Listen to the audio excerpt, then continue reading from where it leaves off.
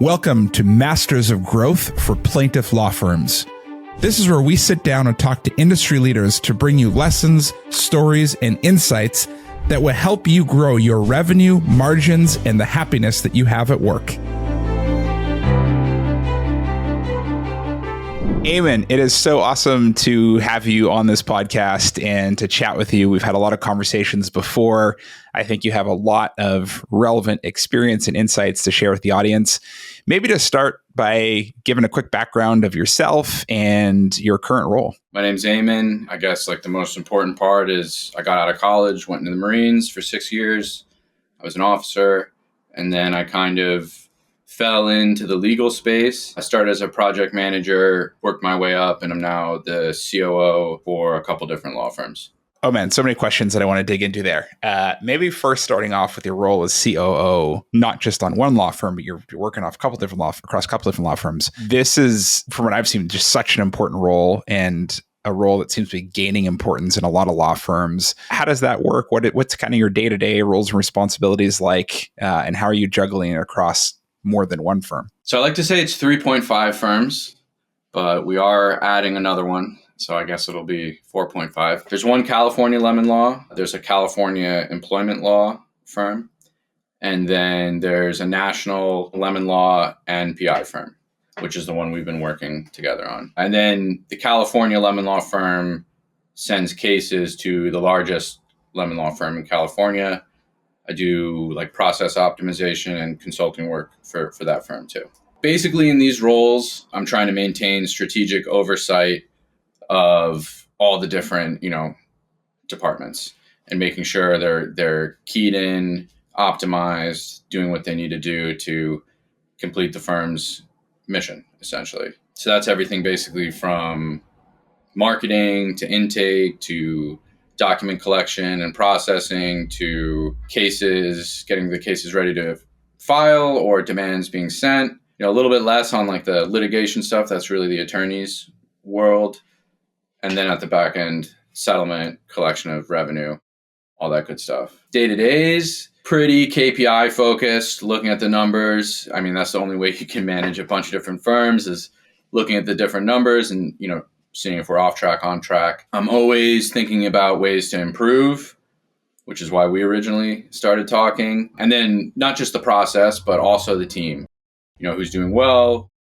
Who can we give more responsibility to? Where do we need some help? Things like that. I like to stay pretty hands-on, like to keep my boots on the ground and just really stay in touch with everything that's going on. It's not always possible, but I think it's important to try and stay as close to the action as possible so you can, spot issues, opportunities, things like that. That's what I try to do. That makes a ton of sense. I'm really curious because you and I have talked a little bit about this, and I think it's fascinating, just the background that you have in the Marines and as an officer in the Marines. What learnings did you get as an officer in the Marines that you've taken with you, or learnings that maybe you can impart on others that are in similar roles? Because it seems like really valuable and transferable training. Yeah, definitely. I mean, I could go on and on about it, but in the Marine Corps, you have they teach you how to be a leader. Basically, you go to officer candidate school, you learn the basics, you go to another school and then another school after that. The core of it is there's 14 leadership traits and 11 leadership principles. Now, some of those are very applicable to the Marine Corps and what their line of work is. But there are 3 principles that I still hold, pretty close and try to embody. First one's know yourself and seek self-improvement. Obviously, that's a pretty easy one to understand. You want to continue to learn and improve. Also help your team to do that. The second one is ensure that the task is understood, supervised, and accomplished. That's critical, right? People need to understand what they need to do, and then you need to make sure that it's happening and then that it's done. The last one that I think is important is employ your command in accordance with its capabilities. You don't want to put somebody in a situation that they might not be ready for, or you want to build somebody up to be able to do a higher level task. So you don't want to just say, hey, so-and-so, we need this done, so you do it, and they have no idea what to do. You need to make sure that they are capable of completing what you're asking them to complete. Interesting. So hold on, I just want to recap that, and I'm going to paraphrase. So tell me if I got this wrong. 1, know yourself and always be improving. Paraphrasing. Yeah. Number 2 is make sure tasks are well understood and being done. So make sure the other person understands them and then track that they're being done. Is that right? Correct. Yeah. And then number 3 was make sure that, I guess, the people you're giving the task to are capable at operating at that level or capable of actually executing that task. Exactly. Is that right? Are they trained enough? Yeah. All that. It sounds simple in words, but I've seen this go awry so often in so many teams. How do you think about, because I know there's a lot of people that you work with and a lot of moving parts and a lot of processes. And as companies scale up, I don't think there's like a ton of law firms that go past a certain scale. Some want to. There's a lot of moving parts. I guess in practice, how do you think about hiring people, developing people, managing people, leading people, maybe kind of tactically on the ground? How does that look like when you're hiring or developing people or giving people feedback and things of that nature? I mean, obviously, you've got to have an idea of what you want in a certain role if you're hiring. When I'm hiring, I typically look for people that are similar to me, that are competitive, energized, go-getters. I don't necessarily always harp on like the skills, because skills can be taught. When hiring, I like to see that drive. And then the same thing with like promoting and training. That's really what I look for, like the accountability and the drive to improve, the buy-in on what's happening. There can be somebody like super talented at whatever job there is, but if they're not bought in and they're not putting in effort, they're not going to be as good as somebody who might be less talented, but is going to put that effort in. So that's typically what I look for. Like the people that I promote are the people that are putting in the effort. And, obviously they have the skills too, or develop the skills. But we were just talking about one person, I'll say her name, Jamie. She's developed a ton of skills since we started working together. And, you see it now. She's great. So I love finding those people and letting them learn and, developing into, a core team member. So I hope that answers your question. Yeah. No, it does. It does. I kind of think that's a superpower. I don't know if you feel the same way. I've seen a lot of companies where the mantra is like, let's hire the rock star, let's hire the A player. But I feel like it's a superpower for a company if you can identify sort of A potential. So you're like, they've got the right values, they've got the right attitude, they've got all these sort of intangibles that are kind of not teachable checked. And they've got enough skill that they can be effective right away, but their potential is up here. And it sounds like that's sort of how you're thinking about hiring and leading and managing. Hire and promote based on attitude, as like a number one factor. Yeah. Skills maybe number 2. That's awesome. I guess specifically in operations in law firms, from different firms that you've looked at or seen, like what do law firms specifically mostly get wrong from a business operations perspective? Like what are some low-hanging fruit where you're like, man, if firms would just, do these 2 or 3 things, they could move the needle on X? I've worked with a lot of firms, not only in the firms I'm running now, but I interact with a bunch. And even the first firm I worked at and the firms that I'm with now, when I started, like not making decisions based on KPIs is across the board, a huge thing law firms get wrong. Just general lack of business operational knowledge, like you can kind of lump into that. Or maybe they are KPI driven, but the KPIs aren't like truly measuring efficiency in the right way. Another thing I think law firms get wrong, and this might be a slight contradiction of what we were just talking about. A lot of law firms that I've seen will promote individual contributors like exclusively, which, don't get me wrong, it's good to promote individual contributors that deserve it. I 100% am on board with that, but it should not be everybody. There should be people that have outside experience that are coming in and have a higher level of experience that are coming in to help bring the individual contributors that were promoted into more ability to lead. And also I've seen it happen with a bunch of firms, like individual contributors that are promoted. If there's a bunch of them, leads to groupthink. This is how it's always been. This is how we got here. But the way you got here, say you were at 10 cases a month, now you're at 50. The way you got here is not how you get to 1,000 cases a month. Those are 2 things. When attorneys hold the decisions, like when attorneys make all the decisions, and attorneys they're attorneys. They're great at, executing the legal process, but they're not always, not always, or most of the time, not the best at business operations and things like that. Just they're not trained in doing that. Some of them are. Some of them are great, but the vast majority, just it's not their area of expertise. So when attorneys making all those decisions, that can definitely lead to missteps and problems and going down the wrong path. The first firm I worked at, they promoted all people that were individual contributors. Attorneys were making some of those key decisions, withholding information, siloing them, not properly implementing KPIs, and they hit a strong headwind and, went from one of the top firms in their practice area to an inconsequential one at this point. So it could destroy a firm. Right. It makes a lot of sense. Just to recap, KPIs. So choosing the right KPIs, tracking those KPIs, making decisions around those KPIs or based on those KPIs is one big thing. I've seen that the same in a lot of firms where I often ask them questions and they don't know the answers to some of the questions about their KPIs. And it's like, well, how do we improve X if we don't really know what X is, or if X is even what we should be measuring? Promoting ICs is a fascinating one. I've seen that. I agree with you on that one 100%. I think it can be great, but there needs to be sort of a mix, and not every IC necessarily becomes the best manager or leader. That makes total sense. And holding decisions is an interesting one. It's like, I imagine that's a little bit of that founder mentality of like, I started the firm, I am the lawyer, run everything through me. I have more control. I feel like that's sort of a psychological thing that sometimes people need to get over, where it's just like, I'm going to release and some things might not work, but this is what I have to go through to get to the next level.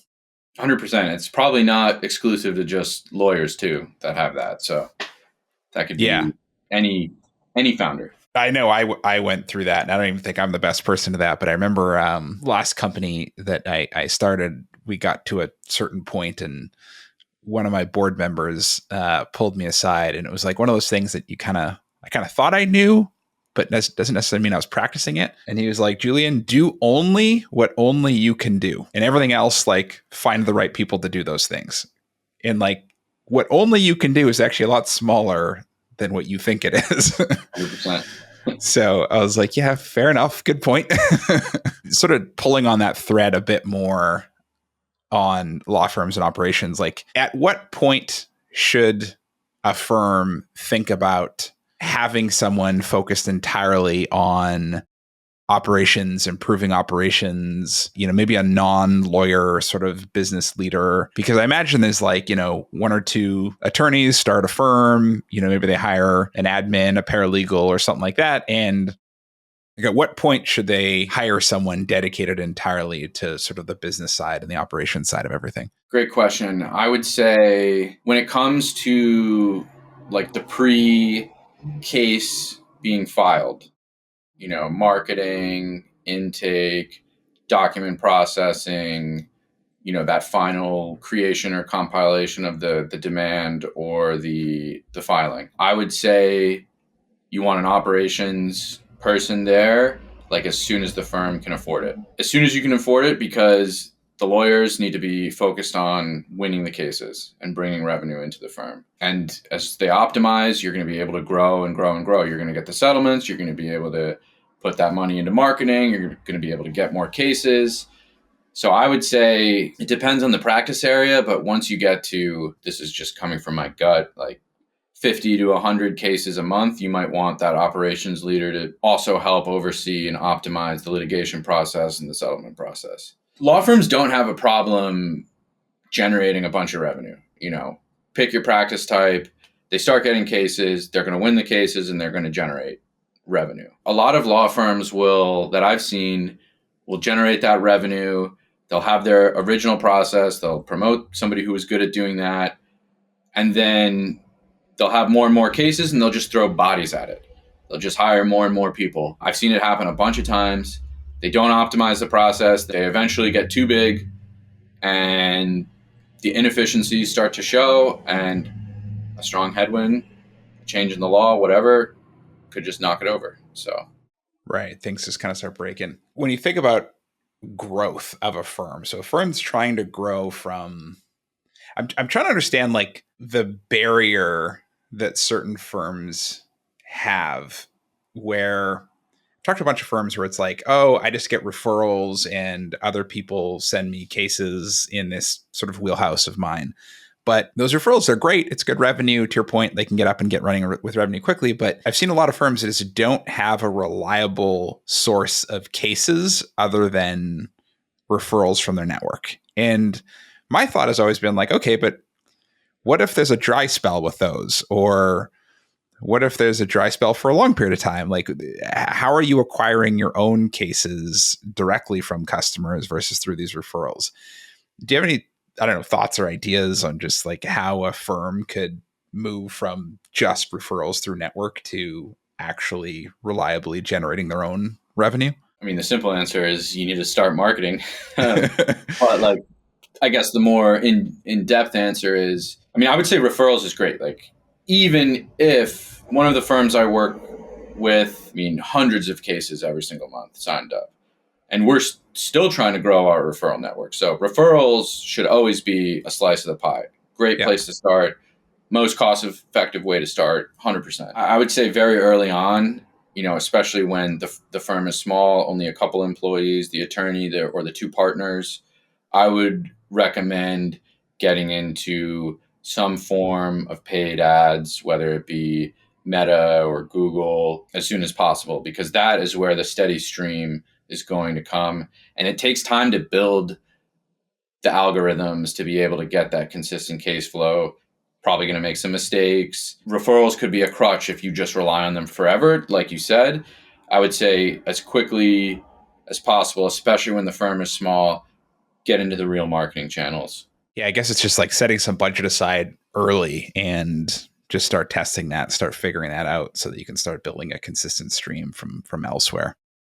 It feels just like a mental hurdle that a lot of firms have where they're just like, I don't want to, it's like if it doesn't work immediately, they stop. And it's like, well, it's not going to work immediately. You got to like, it takes some effort to figure this out and some budget to figure this out. But that is like honestly one of my biggest frustrations when I talk to firms, like especially the small ones. They say, oh, I spent $10,000 on SEO and nothing happened. Well, SEO takes a year at best to really generate anything significant or anything noticeable. And you have to keep at it. You have to be consistent.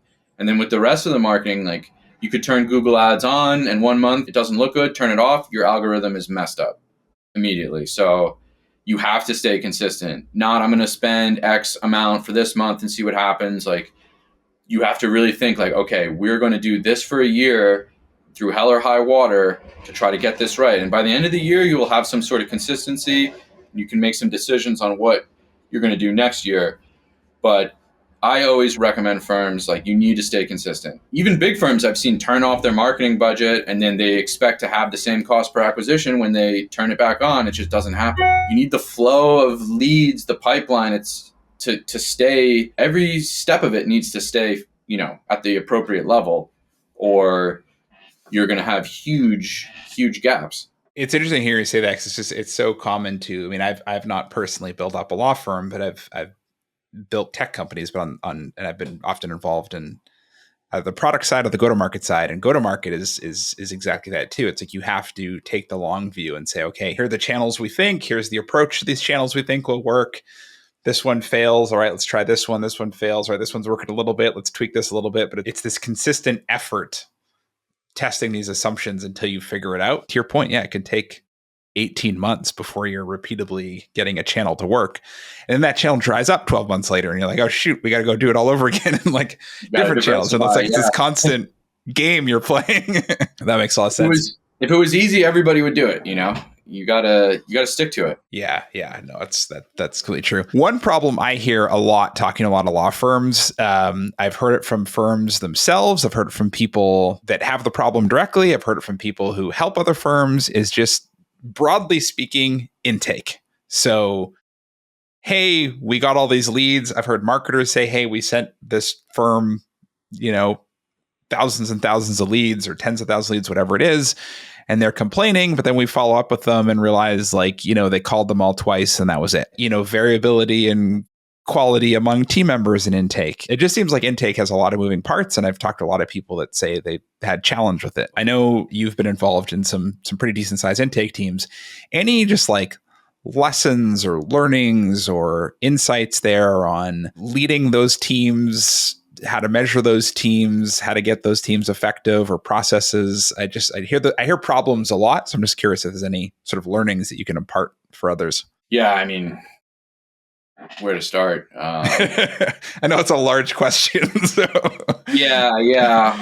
I mean, you know this. Probably have like around 100 intakers working at the firms I oversee at this point. I would say, I mean, obviously you need to inspect what you expect out of your supervisors and your team. Make sure that they're doing the same for the intakers.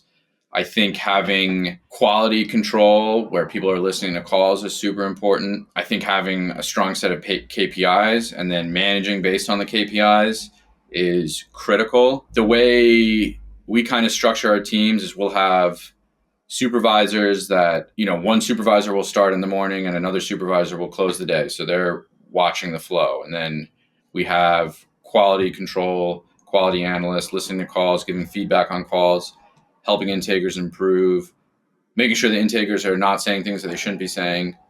And we have, somebody else who's making sure they're actually making the calls. They're on the wallboard, which is a dashboard, looking at how much time are they spending available. Are they on a break and not supposed to be on a break, or are they working the whole day? Like, I think that type of thought when it comes to an intake department is super important. Most intake departments that I see are just like, oh, how many signups did you get last month or last week or whatever the time period measurement is. And they're not looking at, one, what the intakers are doing, and two, how to improve the intakers. There could be intakers that are horrible that just, drift for months if you're not paying attention to it. So I don't know if that was, that kind of rambled a little bit, but, I could spend an hour talking about intake. Well, what fascinates me there is, and I love your approach with this, and I've seen this at non-legal companies doing high volume inbound sales, which to me is what intake is. I don't know why the industry calls it intake instead of sales, but whatever. What I don't see a lot is this sort of ratio of, it sounds like you said there's sort of a supervisor, and then you've got, someone doing quality control, quality assurance, listening to calls and giving feedback. And then you have another person kind of making sure that everyone's doing the right activities. It's like for every one intake person, it sounds like there's, I don't know, 0.3 managers or something helping them. Like, is there sort of like a ratio that is ideal of sort of supervisor, manager to intake person? I mean, I totally believe in a ratio when it comes to like the larger teams, like people who are collecting documents and intake, like when you have 20, 30, 40 people in a team. Yeah. It's a little, the analogy that I actually stole from the Marine Corps doesn't necessarily work. But I guess I'll kind of backtrack, talk about that. Like in the Marines, there's a super interesting study that I learned when I was a lieutenant that you can only, like a leader can only really effectively manage 3 to 4 people. So, oh, wow. I thought it was like 8 or 9, 3 to 4. Okay. Yeah. The Marine Corps says 3 to 4. So I believe the Marine Corps more than I believe myself. So who knows? Maybe 8 or 9 is good. I mean, 8 or 9 maybe for like intakers. Okay, we'll talk about it. But 3 to 4 people can be effectively managed according to the Marine Corps. So that's how the Marine Corps is structured. Most people only have 3 to 4 direct reports. That's how I've kind of structured the top line and the higher levels of the law firms that where I'm at now.